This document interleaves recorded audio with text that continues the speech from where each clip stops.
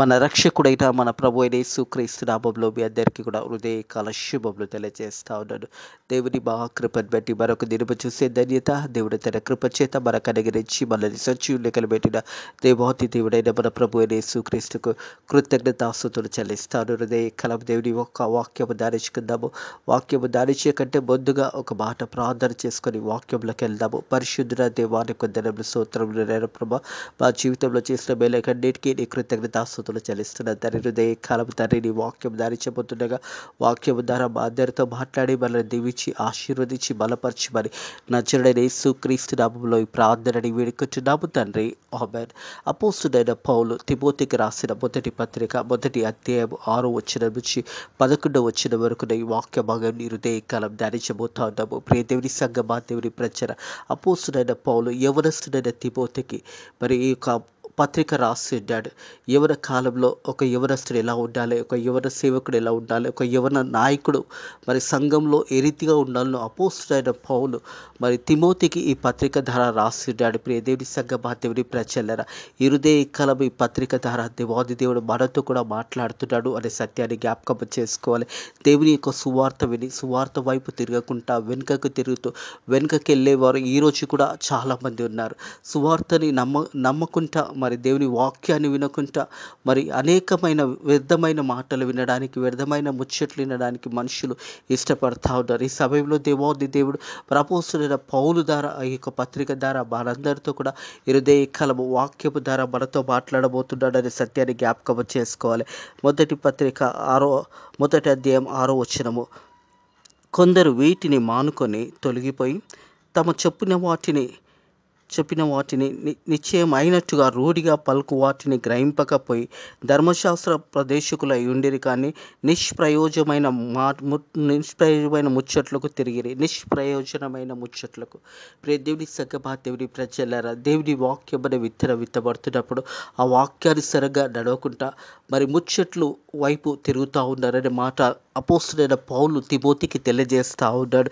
మరి మనం చూసినట్టయితే 6వ వచనం చూడండి, కొందరు వీటిని మానుకొని తొలగిపోయి తమ చెప్పు వాటినైనను నిశ్చయమైనట్టు రూఢిగా పలుకు వాటినైనను గ్రహింపకపోయిన ధర్మశాస్త్ర ఉపదేశకులై ఉండగోరి నిష్ప్రయోజమైన ముచ్చట్లకు తిరిగి. నిష్ప్రయోజమైన ముచ్చట్లకు మరి దేవుని వాక్యాన్ని వదిలేసి నిష్ప్రయోజమైన ముచ్చట్లకు తిరిగి ఉన్నారు. మరి దేవుని వాక్యం అనే విత్తనం విత్తబడుతున్నప్పుడు వాక్యానుసారంగా జీవించకుండా మరి దేవుని యొక్క మాటలను వినకుండా కొందరు వీటిని మానుకొని తొలగిపోయిన. వీటిని మానుకొని అంటే దేవుని మాటలను విడిచిపెట్టి మరి కొంతమంది అబద్ధ ప్రవక్తలు లేదా అబద్ధ బోధకులు వచ్చిన మాటలు, వారు చెప్తున్న మాటల వైపు వారు మనసులు ఉంచుతున్నారు, కానీ దేవుని వాక్యముపై మనసు ఉంచుతలేరు. 7వ వచనం చూసినట్టయితే, కొందరు వీటిని మానుకొని తొలగిపోయి తమ చెప్పు వాటినైనను నిశ్చయమైనట్టు రూఢుగా పలుకు వాటినైనను గ్రహింపక పోయినను ధర్మశాస్త్రోపదేశకులై ఉండిరి, కానీ నిష్ప్రయోజమైన ముచ్చట్లకు తిరిగిరి. మనం చూసినట్టయితే రోమియోలకు రాసిన పత్రిక 7వ అధ్యాయము 7వ అధ్యాయం 12వ వచనం చూసినట్టయితే, కాబట్టి ధర్మశాస్త్రము పరిశుద్ధమైనది, ఆజ్ఞ కూడా పరిశుద్ధమైనదని, నీతి గలదైనది, ఉత్తమమైనదై ఉన్నది. ధర్మశాస్త్రము ఆదికాండము మరి నిర్గమకాండము, సంఖ్యాకాండము మరి ఒక 5 కాండాలు చూసినట్టయితే మోషే ద్వారా దేవాది దేవుడు రాసించినాడు. లేవియ కాండము, ద్వితీయ కాండము, ఈ 5 కాండంలో ధర్మశాస్త్రము గురించి రాయబడినది. ప్రియ దేవుని సంగమా, దేవుని ప్రజ, ధర్మశాస్త్రము మేలైనదనే మాట కూడా జ్ఞాపకం చేయబడుతుంది. కాబట్టి ధర్మశాస్త్రం పరిశుద్ధమైనది, ఆజ్ఞ కూడా పరిశుద్ధమైనది, నీతి గలదై ఉత్తమై ఉన్నది అనే మాట జ్ఞాపకము చేయబడుతుంది. అలాగే చూసినట్టయితే తిరిగి మరి మొదటి తిమోతి రాసిన పత్రిక మొదటి అధ్యాయం 8వ వచనంకి వచ్చినట్టయితే, ఆయనను శ్రీమంతుడైన దేవుడు నాకు అప్పగించిన ఆయన మహిమగల సువార్త ప్రకారం దేవాది దేవుడు మరి అపోస్తలుడైన పౌలుకు అప్పగించిన సువార్తను ఇక్కడ జ్ఞాపకం చేస్తా ఉన్నాడు. ప్రియ దేవుని సంగమా, దేవుని ప్రజల, అపోస్తలుడైన పౌలు ఈ మాటను జ్ఞాపకం చేస్తా, ఆయన శ్రీమంతుడైన దేవుడు నాకు అప్పగించిన ఆయన మహిమగల సువార్త ప్రకారం దేవాది దేవుడు మరి ఏదైతే సువార్త అపోస్తుడైన పౌలుకు అప్పగించబడిందో ఆ సువార్తని మరి అన్య జనులకు తీసుకెళ్ళి సువార్త ప్రకటించి అనేకులను రక్షణ మార్గంలో నడిపించి ఉన్నాడు. అలాగే వాక్యాన్ని వినని వారు కూడా చాలామంది ఉన్నారు. ఎవరున్నారు అని ఒక మాట గమనించినట్టయితే కింది వచనంలో చూసినట్టయితే ధర్మశాస్త్రము ధర్మ విరోధులకును అవిధేయులకు భక్తిహీనులకు పాపిష్టులకు అపవిత్రులకు మతదోషకులను పితృ అంతకులకు మాతృ అంతకులకు నరంతకులకు వ్యభిచారులకు పురుష సంయోగులకును మనుష్య చోరులకు అబద్ధికులకు అప్రమాణికులకు హితబోధకు విరోధిని వాడు ఎవడైనా ఉండినడలా. ప్రియ దేవుడి సంగమా దేవుడి ప్రజలారా, వాక్యం అనే విత్తనం చూసినట్టయితే వాక్యం వినవర్తున్న విత్తనం చూడండి. ఒక మాట మరి తిమోతికి రాసిన మొదటి పత్రిక 2 తిమోతిలకు రాసిన పత్రిక 4వ అధ్యాయము 3వ వచనం చూడండి. తిమోతిలకు రాసిన ఎందుకనగా జనులు హితబోధను సహింపక దురద చెవుల గలవారై తమ సఖ్య దురాశలకు అనుకూలమైన బోధలకు తమ కొరకు పోగు చేసుకొని, తమ కొరకు అంటే దురద చెవుల వారు మరి దేవుని వాక్యము విత్తనం అనేది విత్తబడుతున్నప్పుడు ఆ వాక్యానుసారంగా వారిని వారు కట్టుకొనకుండా దేవుని యొక్క వాక్యము ప్రకారం నడవకుండా వారు ఎలా ఉన్నారంట, ఎందుకనగా జనులు హితబోధను సహింపక దురద చెవులు గల వారై తమ సక్రియ అంటే తమ సొంత పనుల గురించి, తమ సొంత ఆలోచనల గురించి మరి ఇతరులను ఆ మాటల చేత ఇతరులను కూడా వారు దేవుని సన్నిధి నుంచి తొలగించే వారిలాగా వారు ఎలా ఉన్నారంటే దురద చెవులు గల వారై తమ సక్రియ దురాలోచనకు అనుకూలమైన బోధకులకు తమ కొరకు పోగు చేసుకొని, అంటే వారు పోగు చేసుకొని ఆ రీతిగా వారు ఉంచున్నారనే మాట జ్ఞాపకం చేయబడుతుంది. తీతుకు రాసిన మొదటి పత్రిక 9వ వచనం చూసినట్టయితే తిమోతికి రాసిన పత్రిక 1వ అధ్యాయం 9వ వచనం, తన హితబోధ విషయమై జనులను హెచ్చరించుటకు ఎదురాడు వారి మాట ఖండించుటకు శక్తి గలవాడైనట్టు ఉపదేశమును అనుసరించి నమ్మదగిన బోధను గట్టిగా చేపట్టుకొని వాడై ఉండెను. ప్రియ దేవుని సంగమా దేవుని ప్రజలారా, దేవుని వాక్యం అనేది గట్టిగా దాని వాక్యాన్ని ఎత్తుకొని జీవించాలనేది మాట జ్ఞాపకం చేయబడతా ఉన్నది. కింది భాగంలో చూస్తే మరి ఉపదేశంను అనుసరించి నమ్మదగిన బోధను గట్టిగా చేపట్టుకోవాలని వాడు ఉండవాలనే మాట జ్ఞాపకం చేస్తూ ఉన్నాడు.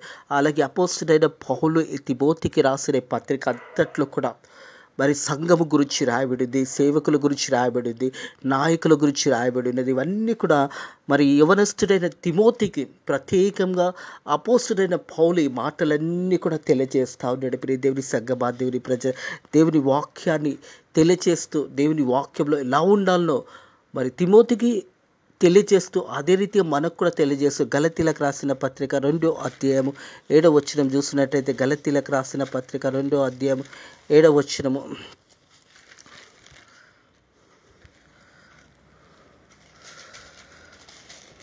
గలతీలకు రాసిన పత్రిక 2వ అధ్యాయం 7వ వచనం, అయితే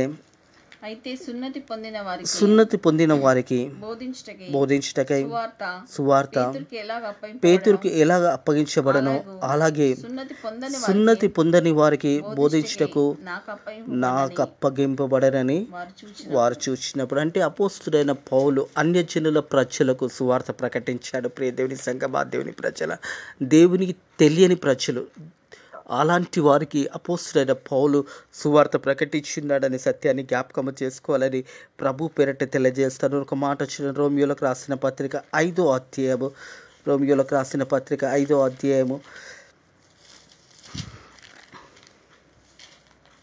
20-21 వచనంలో చూసినట్టయితే మరియు అపరాధము విస్తరించినట్టు ధర్మశాస్త్రం ప్రవేశించెను, ఆయనను పాపము మరణమునకు ఆధారం చేసుకొని ఎలాగ ఏలునో అలాగే నిత్య జీవం కలుగుటకై నీతి ద్వారా కృపయు మన ప్రభు అయిన యేసుక్రీస్తు మూలంగా పాపం ఎక్కడ విస్తరించునో అక్కడ కృప అపరిమితంగా విస్తరించబడేది. ప్రియ దేవుని సంగమా, దేవుని ప్రజలారా, దేవుని వాక్యం తెలియజేస్తుంది.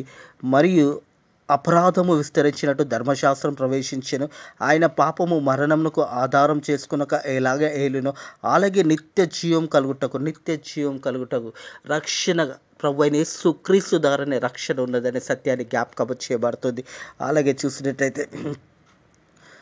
అలాగే నిత్య జీవము కలుగుటకు నీతి ద్వారా కృప మన ప్రభు అయిన యేసుక్రీస్తు మూలంగా ఏలు నిత్యము. పాపం ఎక్కడ విస్తరించినో ఆయన కృప కూడా అపరీతంగా విస్తరించబడింది. పాపము ఎక్కడైతే విస్తరించబడుతుందో కృప కూడా దానికంటే అధికంగా విస్తరించబడుతుంది అనే మాట జ్ఞాపకం చేస్తూ ఉన్నాడు అపోస్తుడైన పౌలు తిమోతికి మాటలు తెలియజేస్తూ ఉన్నాడు. ప్రియ దేవుని సంగమా, దేవుని ప్రజలు తిరిగి తిమోతికి రాసిన మొదటి పత్రికకు వచ్చినట్టయితే కింది భాగంలో చూసినట్టయితే 8, 9, 10, 11, 3 వచనములు ఇవి కలిసి ఉన్నాయి. కింది భాగంలో చూసినట్టయితే ఎవడైనను ఉండిన యెడల అట్టి వానికి నియమించబడలేదు, కానీ నీతిమంతునికి నియమించబడలేదు. ఎవడైనను ఎరిగి ధర్మానుకూలంగా దానిని ఉపయోగించిన ధర్మశాస్త్రము మేలైనదని మనం ఎరుగుదాము. అంటే ధర్మశాస్త్రము ఏమి చూపెడుతుందంటే, ప్రియ దేవుని సంగమా, దేవుని ప్రజలారా, పాపాన్ని చూపెడుతుంది. ధర్మశాస్త్రం ఏమి తెలియజేస్తుందంటే పాపం చేయకూడదని తెలియజేస్తూ ఉంది. మనం ధర్మశాస్త్రం అంతా కూడా చూసినట్టయితే ఆది కాండము, నిర్గమకాండము, లేవియకాండము, సంఖ్యాకాండము, ద్వితీయోపదేశకాండంలో ఇవన్నీ కూడా మోషే ద్వారా దేవాతి దేవుడు రాసించిన ఈ 5 కాండములలో పాపాన్ని చూపెడుతుంది. కానీ పాపానికి విమోచన అన్నది లేదు. వారు ఆ సమయంలో పాపములు పోవటానికి ఆ సమయంలో పస్కా పండుగ నాడు వారు బలులు అర్పించేవారు. బలులు అర్పించిన ద్వారా పాపములు వారు పోయినాయని వారు తలంచుచుండేది. కానీ పాపం అనేది వారిలో అలాగే నిలిచి ఉండేది. అయితే ధర్మశాస్త్రము మనందరికీ కూడా నేర్పించింది ఏంటంటే పాపము చేయకూడదు, పాపము జోలికి వెళ్ళకూడదు అని ధర్మశాస్త్రం మనకు చూపించింది.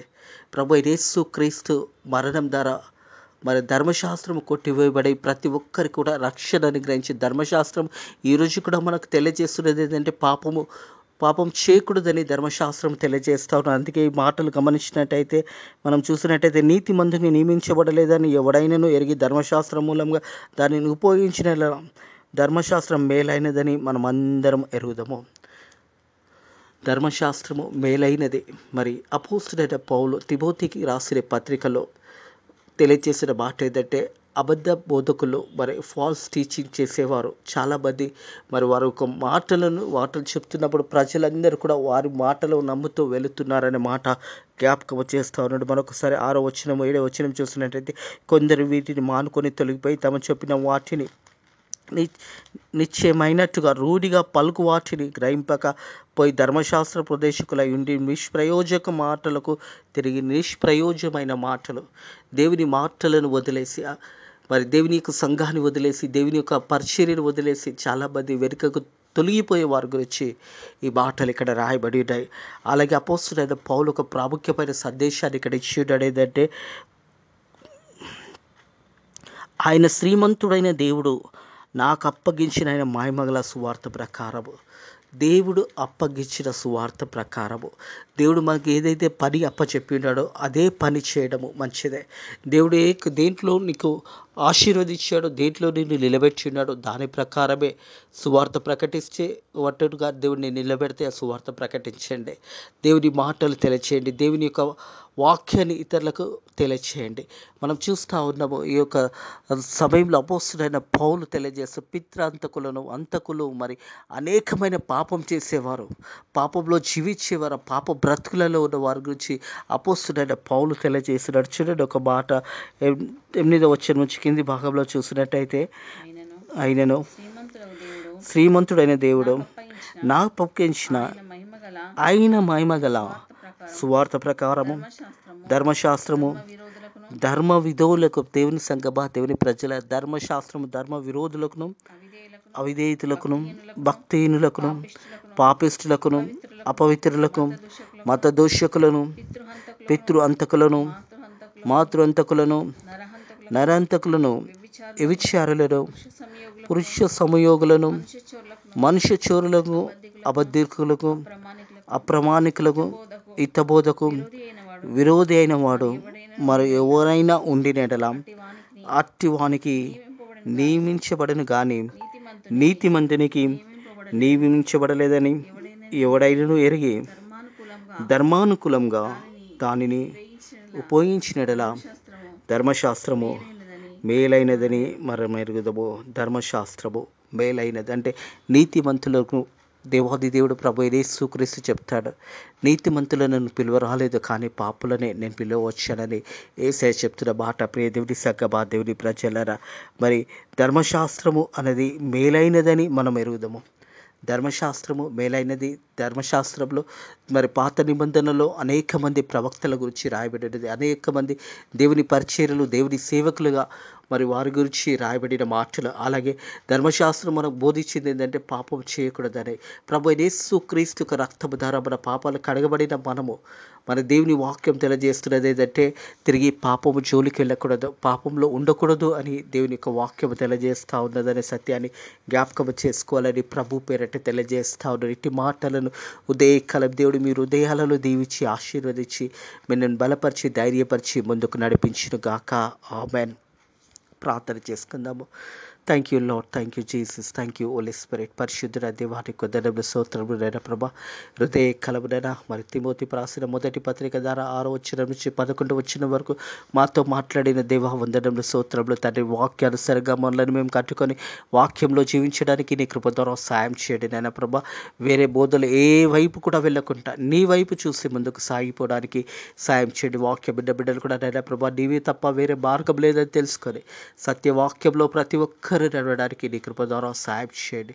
అలాగే తండ్రి ప్రభా హృదయ కలము తండ్రి, నీ సేవ చేస్తూ నీ పరిచర్య చేస్తూ భారతదేశంలో ఉన్న సేవకులందరినీ కూడా దీవించండి, సేవకురాలను దీవించండి, సువార్థికులను దీవించండి, అలాగే సంఘాలను దీవించండి, ఆశీర్వదించండి. అలాగే తండ్రి ప్రభా 9 స్టేజ్ మందిరాన్ని కూడా దీవించి ఆశీర్వదించండి. తండ్రి ప్రభా ఈ రోజంతట్లో కూడా తండ్రి నీ కృపలో మనల్ని బలపరిచి మంచి వాతావరణం చేత మనల్ని దీవించి ఆశీర్వదించమని నజరుడైన యేసుక్రీస్తు నామములో ఈ ప్రార్థన అడిగి వేడుకుంటున్నాము తండ్రి. ఆమేన్.